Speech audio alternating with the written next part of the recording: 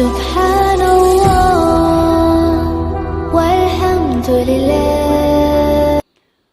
السلام علیکم ورحمۃ اللہ وبرکاتہ۔ ناظرین، ایک مفکر کا قول ہے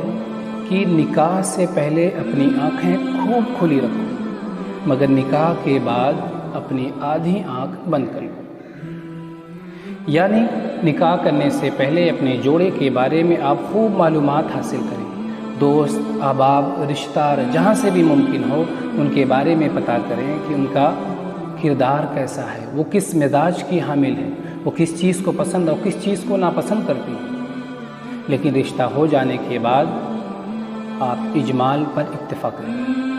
جو بھی ہیں جیسے بھی ہیں اسی میں خوش رہنا سیکھیں۔ اسی کو کسی نے سادہ لفظوں میں یوں کہا ہے کہ نکاح سے پہلے جانچو، نکاح کے بعد نبھاؤ۔ اس لیے کہ اس دنیا میں کوئی بھی مرد یا عورت پرفیکٹ نہیں ہے، مکمل نہیں، اور یہ بھی ضروری نہیں ہے کہ ایک چیز کو ایک فریق معیاری سمجھتا ہو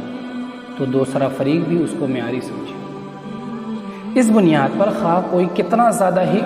صحیح کیوں نہ ہو، دوسرے فریق کو آخری حد تک مطمئن کر ہی نہیں سکتا۔ اس لیے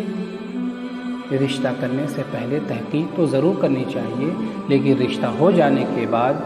اس کی خوبیوں پر نظر رکھنی چاہیے اور خامیوں کو نظر انداز کرنا چاہیے۔ لیکن عجیب المیہ ہے کہ ہمارے معاشرے میں اگر کسی کے اندر 99 خوبیاں موجود ہوں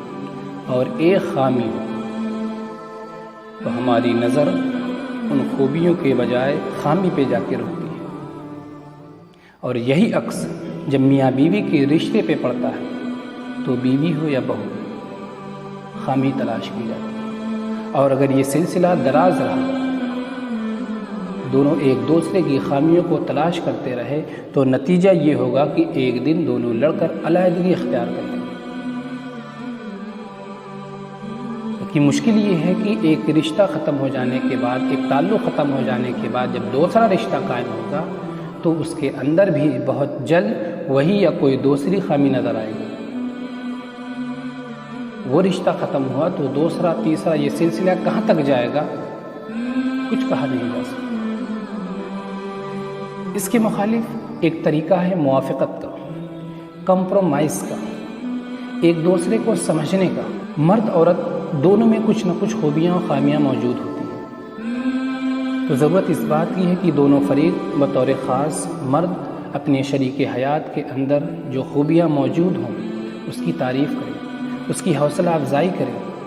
وقتاً فوقتاً اس کے حسن و جمال کی تعریف کریں، اور اس کے اندر جو خامی موجود ہو اس کو برداشت کریں، نظر انداز کر دیں۔ اگر یہ موافقت، کمپرومائز کا طریقہ آپ اختیار کرتے ہیں تو یقین مانیں کہ آپ کی زندگی میں وہ خوشگواری آئے گی جسے آپ نے کبھی محسوس